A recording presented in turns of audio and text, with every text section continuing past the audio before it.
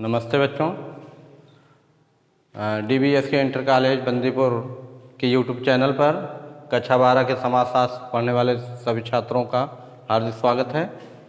और आज हम पढ़ेंगे अनुसूचित जातियों की परंपरागत समस्याएं।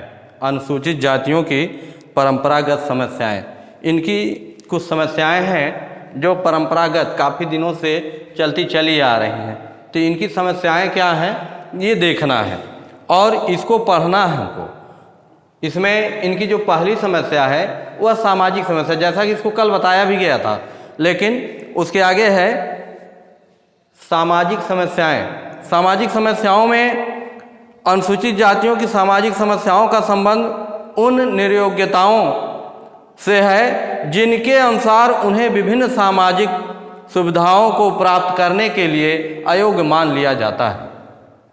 कहने का मतलब यह है कि इनको सामाजिक सुविधाएं जो मिलनी चाहिए वह नहीं मिल पाती, और इसलिए नहीं मिल पाती क्योंकि इनकी जो इसीलिए नहीं मिल पाती क्योंकि यहाँ पे जो तुच्छ मानसिकता है ये निम्न जात के होने के कारण इन्हें वो सभी सुविधाएं नहीं दी जाती हैं।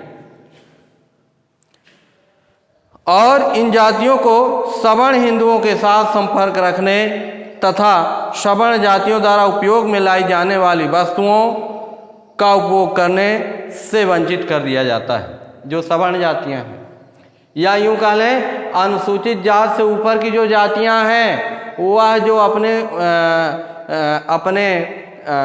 माने कामकाज के लिए या अपनी सुख सुविधाओं के लिए, अपने विकास के लिए जो सामाजिक वस्तुएं या जो चीज़ें उपयोग में लाते हैं, उन चीज़ों को इनके लिए क्या होता है, नकार दिया जाता है कि यह इनके उपयोग के लायक नहीं।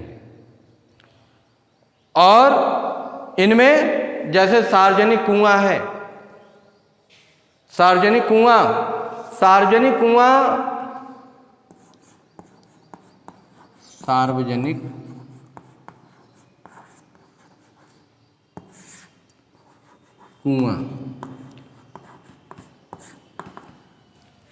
ये सार्वजनिक कुआं है।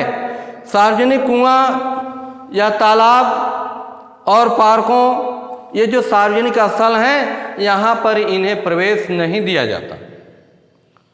इन कुओं से, जो सार्वजनिक कुआं है जहाँ सभी जातियों के लोग पानी पीते हैं, लेकिन अनुसूचित जात के लोगों को पानी पीना मना है।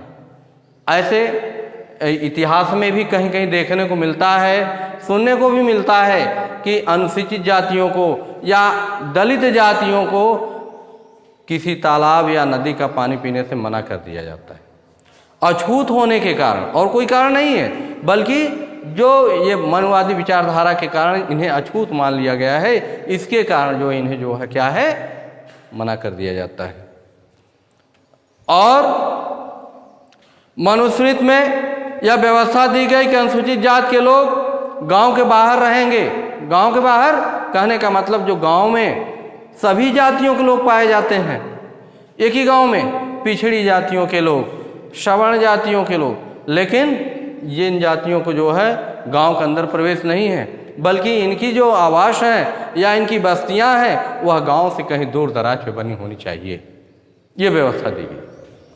और यहाँ तक कि सवर्ण व्यक्ति के लिए सेवा करने वाले कुछ जातियां, सवर्ण व्यक्तियों की सेवा करने वाले कुछ जातियों में जैसे नाई है, कुम्हार है, कहार है, धोबी है, इनसे जो कि पिछड़ी जात के अंतर्गत आते हैं, इनसे भी इनका संपर्क नहीं, इन जातियों का संपर्क नहीं हो पाता या नहीं करने दिया जाता है।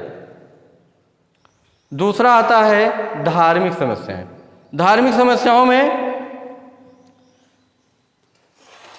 अछूत जातियों के लिए केवल मंदिरों में प्रवेश करने पर ही कठोर प्रतिबंध नहीं है, बल्कि उनके लिए धर्म ग्रंथों का पाठ सुनने पर भी वर्जित कर दिया गया है या मना कर दिया गया। यूँ कह लें कि जो धार्मिक समस्याएं हैं, ये अनुसूचित जात के लोग मंदिरों में पूजा अर्चना नहीं कर सकते, इनके ऊपर प्रतिबंध लगाया गया है। अनुसूचित दलित होने के कारण, छुआछूत के कारण, अस्पृश्यता के कारण इन्हें जो है मंदिरों में पूजा अर्चना नहीं करने दिया जाता। और यही नहीं, जब वो धार्मिक ग्रंथों को सुनना चाहते हैं तो उसे सुनने भी नहीं दिया जाता, ऐसा वर्जित किया गया है। और अस्पृश्य जातियों को न तो देवताओं का प्रसाद दिया जाए और न उनके सामने पवित्र विधान की व्याख्या की जाए और न ही उन पर प्रायश्चित करने का भार डाला जाए। कहने का मतलब यह है कि यदि उनसे कोई गलती होती है, इन जातियों से, तो इन्हें प्रायश्चित का अवसर न दिया जाए। इन्हें यह ना कहा जाए कि आप प्रायश्चित करिए, इससे आपके पाप कम हो सकते हैं, ऐसा नहीं कहा जाता। हिंदू जीवन में 16 संस्कार हैं।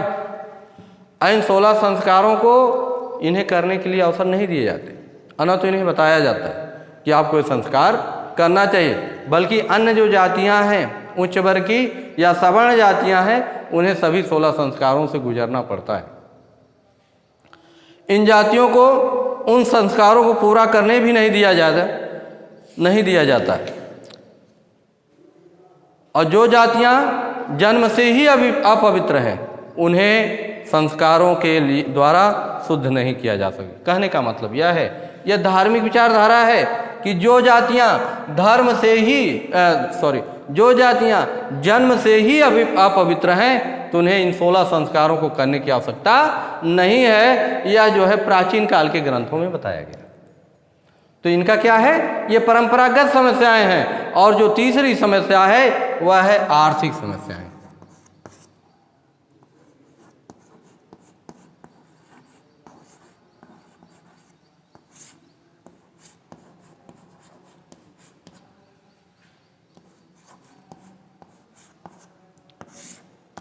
आर्थिक समस्याएं, आर्थिक इनकम।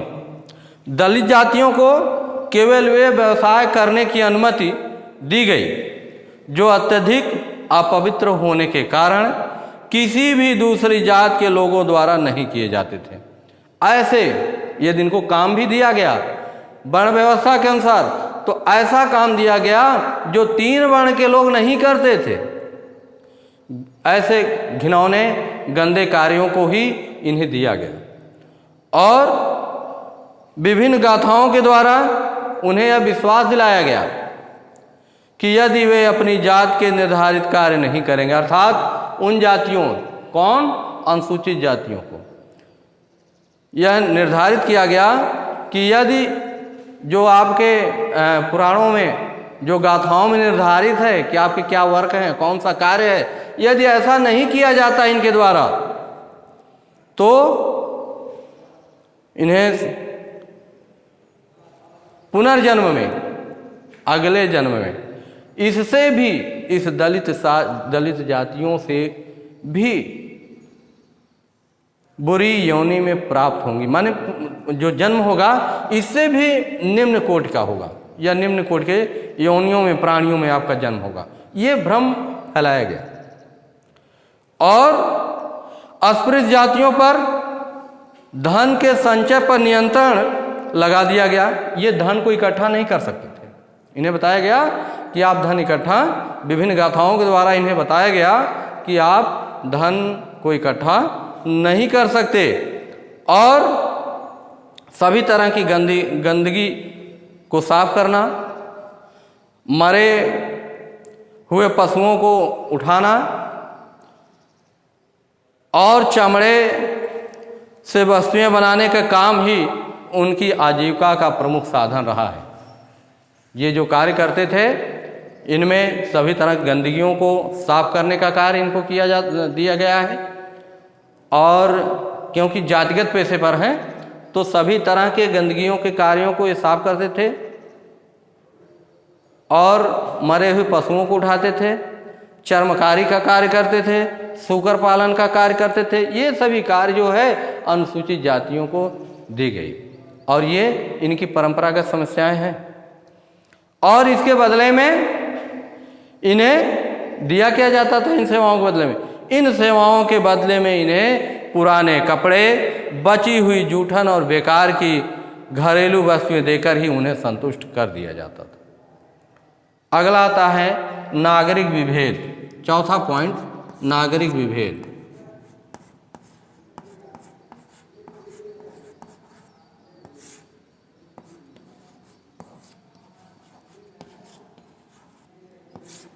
नागरिक विभेद। इन जातियों को शासन के काम में भी किसी तरह का हस्तक्षेप करने और कोई सुझाव देने, सामाजिक सेवाओं के लिए नौकरी पाने अथवा न्याय पाने का कोई अधिकार नहीं दिया गया। उस समय के जो धार्मिक ग्रंथ थे उसमें यह वर्णन किया गया कि ये जो अनुसूचित जाति के लोग हैं, इन्हें किसी भी तरह का शासन के काम में ये हस्तक्षेप नहीं कर सकते थे और उसमें कोई सुझाव भी नहीं दे सकते थे, और सार्वजनिक सेवाओं के लिए नौकरी पाने अथवा न्याय पाने का कोई अधिकार, इनका शोषण होते रहे लेकिन ये कहीं भी जो है अपने लिए न्याय की गुहार नहीं लगा सकते थे। ये चीज़ें यहाँ अनुसूचित जाति की जो है ये परंपरागत समस्याओं के अंतर्गत रखी गई और कभी अपने अधिकारों की मांग करने का साहस भी इनमें नहीं होता था और न तो दिया गया। इसके फलस्वरूप उच्च जाति का कोई भी व्यक्ति अस्पृश्य जाति की किसी भी व्यक्ति को इच्छा अनुसार अपमानित और प्रताड़ित कर सकता था। कहने का मतलब यह है, जो उच्च जाति का व्यक्ति है वह अनुसूचित जाति के व्यक्ति को अपनी इच्छा अनुसार किसी भी अनुसूचित जाति के व्यक्ति को अपमानित भी कर सकता था और प्रताड़ित भी कर सकता था, और वह ही जुर्म के खिलाफ कहीं अपने को न्याय की गुहार नहीं लगा सकता था। यह वैदिक काल की व्यवस्थाएं हैं। अगला आता है अनुसूचित जातियों की वर्तमान समस्याएं। अगला पॉइंट,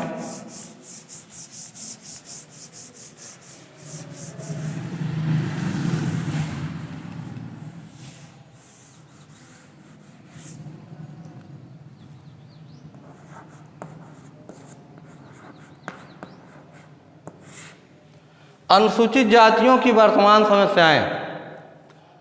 इन जातियों की प्राचीन काल में समस्याएं तो थी ही, आज भी कहीं न कहीं इनकी समस्याएं निर्गत होती हैं, देखने को मिलती हैं। और भारत में अनुसूचित जातियों की समस्याओं को सबसे पहले यहाँ के राष्ट्रीय स्वतंत्रता आंदोलन के दौरान अनुभव किया गया। इनकी समस्याओं का अनुभव सबसे पहले राष्ट्रीय स्वतंत्रता आंदोलन के दौरान जो है किया गया। यह पहला अवसर था जब डॉक्टर अंबेडकर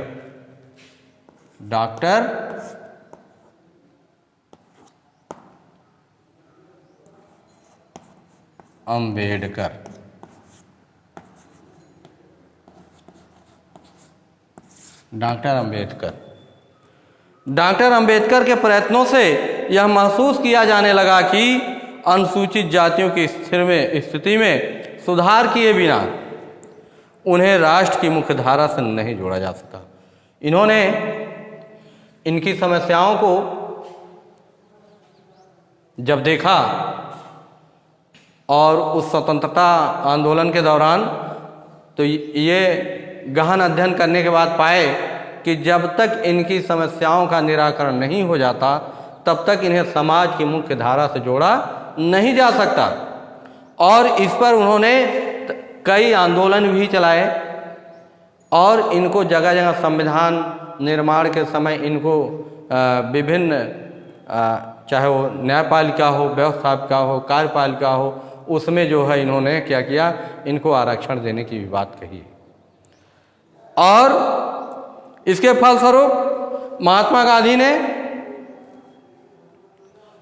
1930 में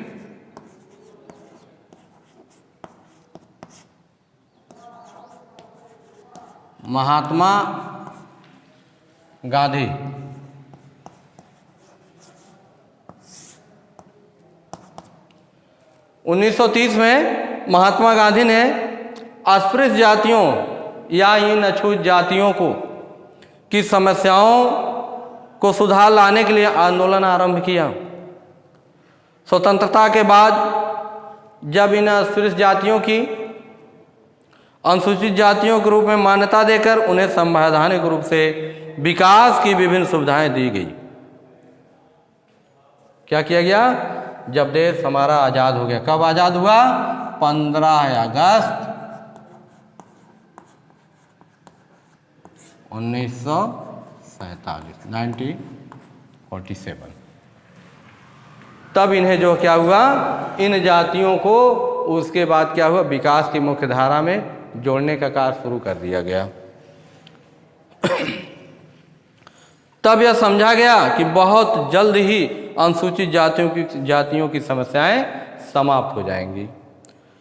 यह सच है कि पहले की तुलना में अनुसूचित जातियों की स्थिति में व्यापक सुधार हुआ है, लेकिन आज भी उनकी अधिकांश समस्याएं किसी न किसी रूप में बनी हुई हैं। यह सही है कि जो परंपरागत समस्याएं थी अनुसूचित जातियों की, उनमें आज सुधार हुआ है, उन समस्याओं में उनका निराकरण हुआ है, लेकिन फिर भी कुछ ऐसी समस्याएं हैं जो आज भी देखने को कहीं न कहीं मिलती, परिलक्षित होती हैं। और इसमें व्यवहारिक रूप से आज भी उच्च जातियों के लोग अनुसूचित जातियों से सामाजिक संपर्क और खान पान के क्षेत्र में संबंध रखने में संकोच करते हैं। आज भी जो 4 जातियां कल हमने बताया था आपको, सामान्य, पिछड़ी, अनुसूचित जात और अनुसूचित जनजात, तो ये जो सवर्ण हैं, सवर्ण जातियां, सवर्ण जात के लोग आज भी इन जातियों से खान पान में क्या करते हैं, खान पान संबंध स्थापित करने पर संकोच करते हैं। और विभिन्न प्रतिष्ठानों में या तो उन्हें रोजगार की सुविधा प्राप्त नहीं हो पाती, अथवा दूसरे जातियों की तुलना में उन्हें मिलने वाला आर्थिक पुरस्कार बहुत कम होता है।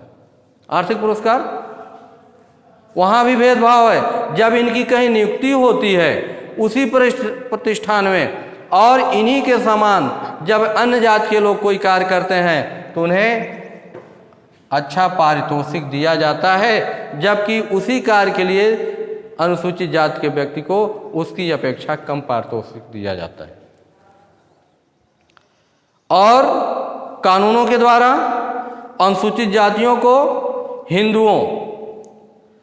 हिंदुओं के धार्मिक स्थानों में प्रवेश करने का पूरा अधिकार है, लेकिन अनुसूचित जात आज भी इस अधिकार को स्वतंत्रता पूर्वक उपयोग नहीं कर सकता। कहने का मतलब यह है, कानून तो बन गया है कि आप किसी भी मंदिरों में जाकर पूजा अर्चना कर सकते हैं, इसके लिए आप स्वतंत्र हैं, संविधान में व्यवस्था दी गई, लेकिन जो सामाजिक संविधान आपका है, या जो कह लें जो समाज है, वह कहीं न कहीं आपको आज भी इसके लिए अपमानित करता है, और जिसके कारण आज भी आप पूजा अर्चना करने में संकोच करते हैं मंदिरों में। अगला पॉइंट है, अनुसूचित जातियों का लगभग 70% भाग गांव में रहता है। इनका जो अनुसूचित जातियों का ग्राफ है, उसमें से 70% लोग जो है ग्रामीण निवास करते हैं, ग्रामीण गांव में निवास करते हैं। और गांव में उच्च जातियों के महाजन पूंजीपति जिसे आप कहते हैं, बड़े भूस्वामी और प्रभावशाली लोग आज भी अनुसूचित जातियों का किसी न किसी रूप में सामाजिक आर्थिक शोषण करते हैं। सामाजिक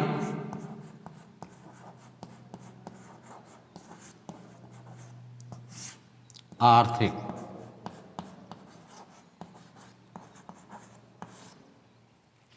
शोषण, परंपरागत समस्याओं में अनुसूचित जातियों की जो सामाजिक समस्या है वही शोषण आज भी है, और जो उनकी आर्थिक समस्या है वह भी शोषण आज है। और ये जो है अनुसूचित जातियों के अधिकांश ग्रामीण आज भी बहुत अशिक्षित निर्धन हैं। इनके प्रति शिक्षा का प्रचार प्रसार भी अभी कम है।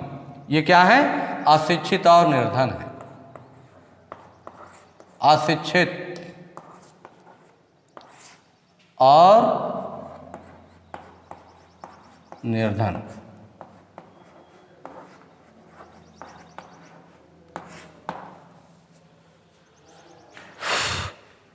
अशिक्षित और निर्धन हैं, अपनी आवश्यकताओं की पूर्ति करने के लिए या पूरा करने के लिए ये आज भी उच्च जातियों के लोगों से यदि एक बार, या यूं कह लें उच्च जातियों पर आज भी ये आश्रित है, या उच्च जातियों के लोगों के से यदि एक बार यह लोग कोई ऋण ले लेते हैं, ऋण कर्ज ले लेते हैं, तो उसका पूरा जीवन ऋण चुकाने में ही व्यतीत हो जाता है, क्योंकि गरीब है, निर्धन है।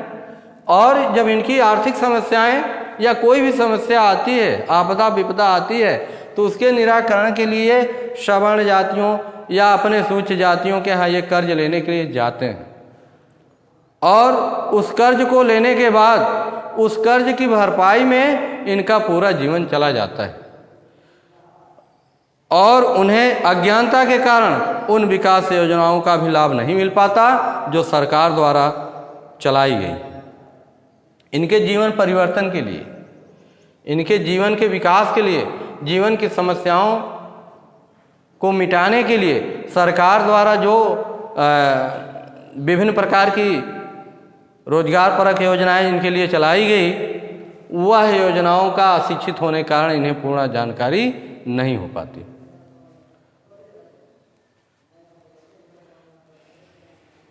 और यहीं छोड़ दीजिए।